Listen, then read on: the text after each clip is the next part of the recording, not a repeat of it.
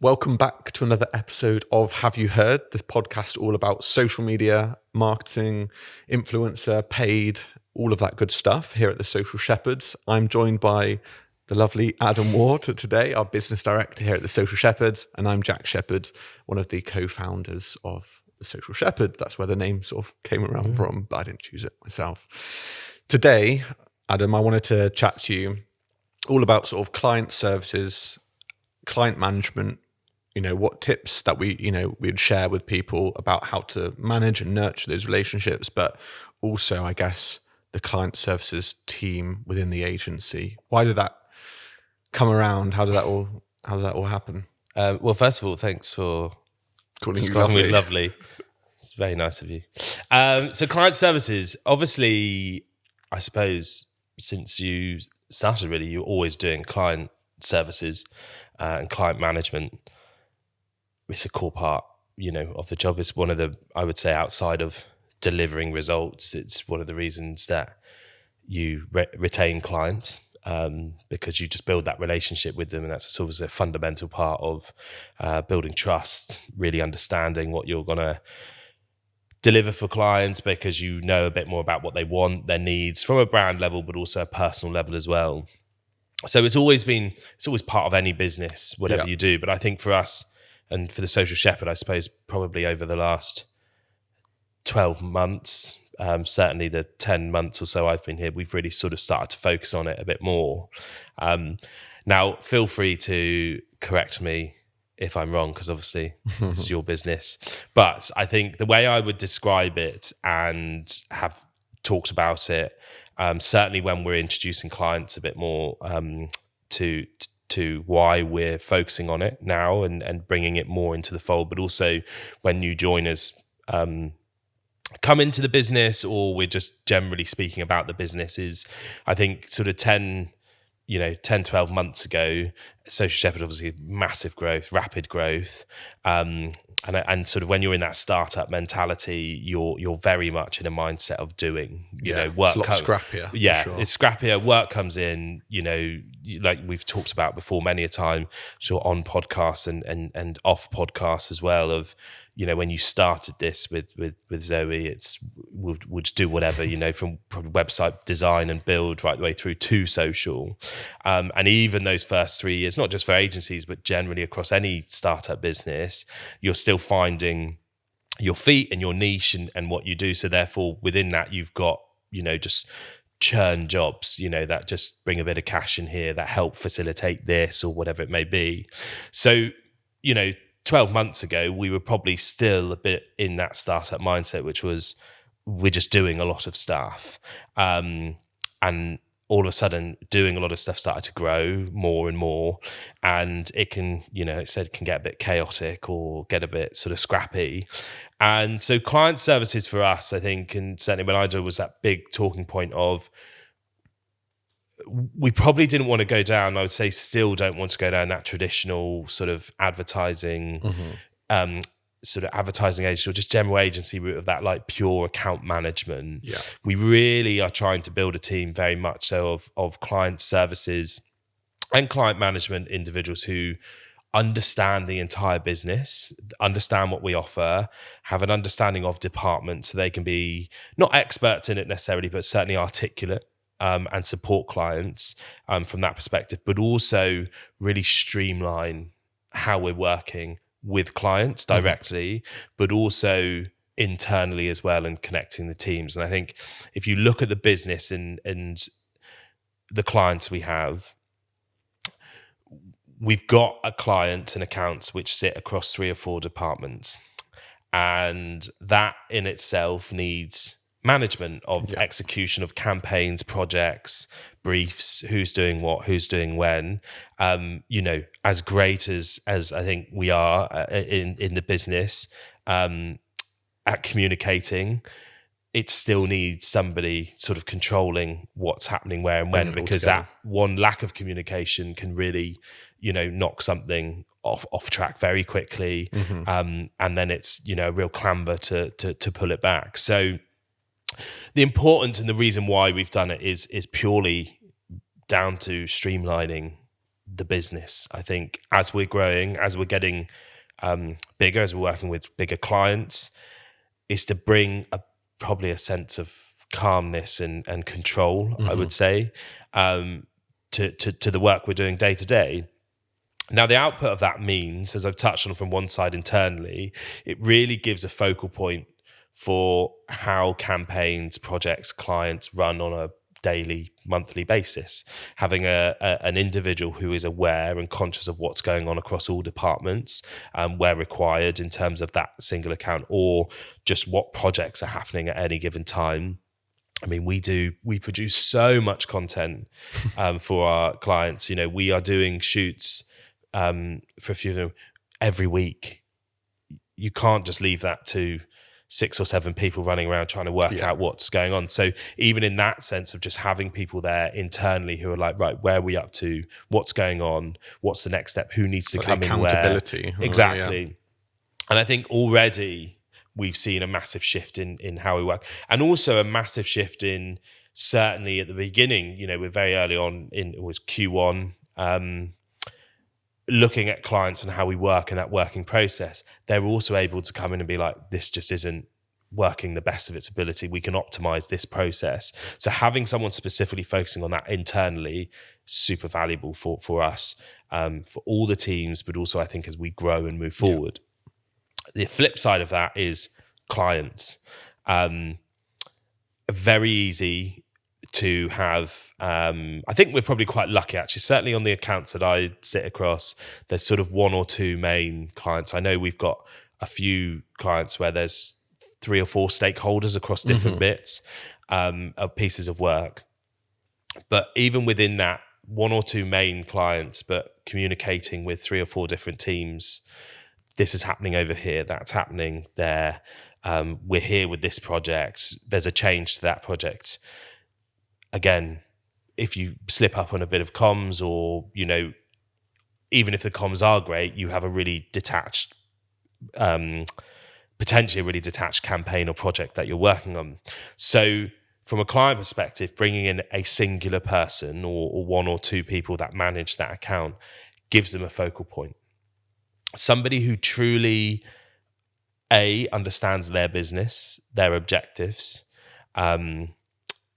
what is going on at any given time in the calendar year, project-wise, or whether it's retained, always on, but also just generally as a point of contact when things, you know, need to be updated, or what's happening, or something has gone wrong, or something's going really well, or there's update information. They know directly who to go to.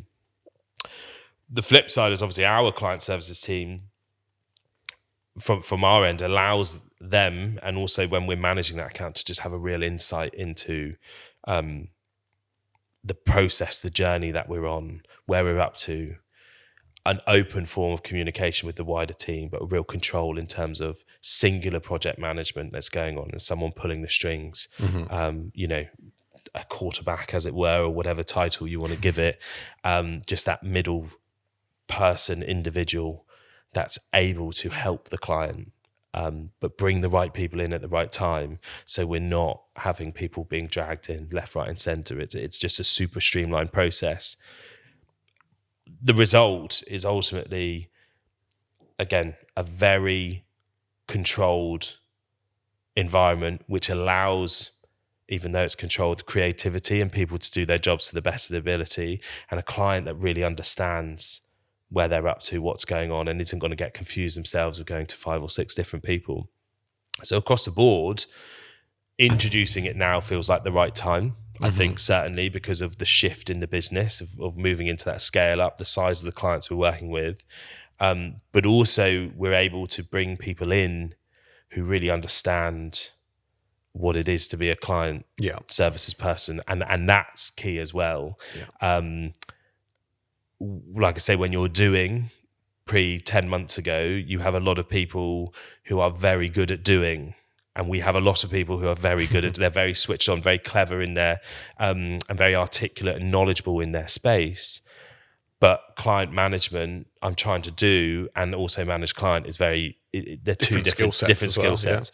Yeah. So we can also bring in people who are just very good at being people, Yeah. and interaction.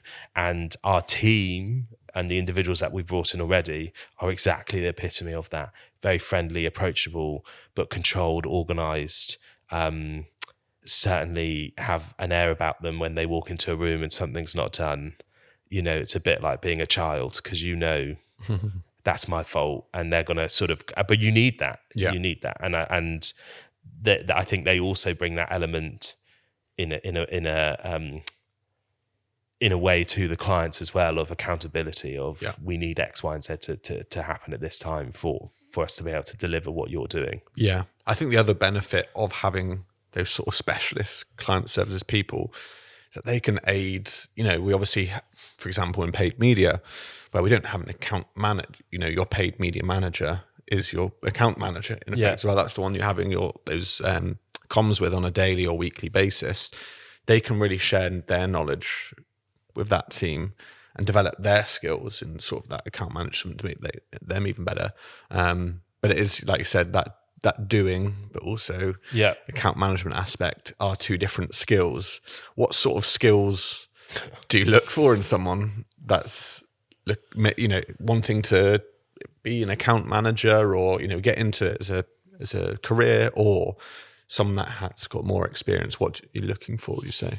Yeah, I mean, there's a wide range of sort of, I would say I don't want to call them generic, but like sort of that generic sort of general skill sets you need. I think we're at Social Shepherd, I imagine I know it's slightly different, because we also want our client services to and account management team to be leaders of growth for the business as well, from existing clients. So very much part of my remit is nurturing, like, okay, how do we find out opportunities and things like that? So there's sort of two parts, but I think in general, the sort of some of the core skill sets that I certainly look for, whether it's through the interview process or just, when we're bringing people in, is you want to feel comfortable with that person in a room. You want to feel like, they don't have to be necessarily experts in every department, but you want to feel comfortable that they kind of know what they're talking about. So having a bit of a knowledge of the space. But also, I think one of the best things about it, and when we've interviewed for some of these roles and spoken to people, is when you've asked a question and they don't know the answer, is they're transparent and honest about it. And I think there's a way of doing it, because say we have a team of experts. So rather than trying to bundle bluff their way through or bluff their way through, that it's having those people who go, oh, I don't actually know the answer right now, but I'll bring someone in. That instills more confidence in me than listening to someone and be like, oh, fluffing up. You don't really know. I'm not happy, with this. It's the equivalent of someone walking around a car and just kicking the tires, telling you it's a good car to buy. Like, it's just, what are you gaining from that? So those kind of just being articulate, confident in yourself, and happy to sort of do happy to take a step back and go, I don't know, certainly are big things. I think being organized is very important. Like I say, we have people who are very good at what they do.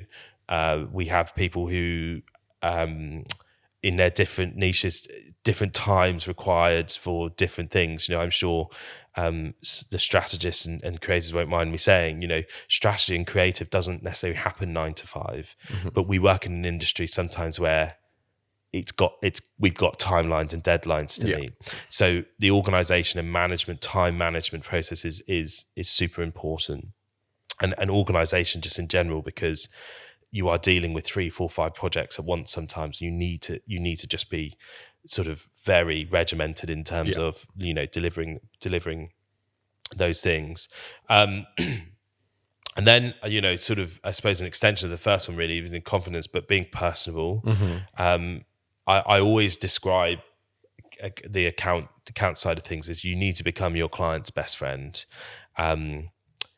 You want to get to a point where they will tell you, and you can pick that they will tell you things that about their business that maybe are hush hush, but you're first to know because you've built that trust with them. But also you build a trust and a personal relationship with them whereby you actually get to know them as individuals. Yeah. And one of the big things I say to or look for or think where there's a great account management or client services, whatever you want to title it, is the individual, your client's needs, desires, ambitions, not always, but can outweigh what you're trying to do from a business perspective. And as an example, you can sit in a room and a client and can go through their plans for the next 12 months. These are our objectives. This is what we're trying to hit. And you can go, fine, we'll create your strategy to do X, Y, and Z. And 3 months in, when it's not happening or you're a bit behind, the client's really angry. They understand that these things might take time, but they're really angry or they're really annoyed or whatever it may be, and you've got to manage that situation. And it goes on, and then it's still not going to, and you're sort of like, well, we're doing our best, and they're saying this. Well, if you get to know the client and you understand that if they hit their targets, they get a promotion and a big bonus, all of a sudden, your dynamic changes because there's context. So it's not that you're failing, even though on paper, things don't go right. It's the fact that you're not delivering for them, and what you're doing is affecting their outcome, and they've put the trust in you to deliver that. And so I think that in itself, as well as being being personable and being able to build that kind of relationship is so important, because when you know that and you can put context to things, I have it with one of my clients where I know that what hitting the business objective means to that individual. Yeah. I know because, and he's not directly told me, I just know the amount that he talks about certain things. So every time we go into a meeting, we present an idea or a strategy, before I leave that room, I'll reassure them, don't worry about the idea, don't worry about the strategy. I guarantee it will hit your targets. Because that's all they want to hear.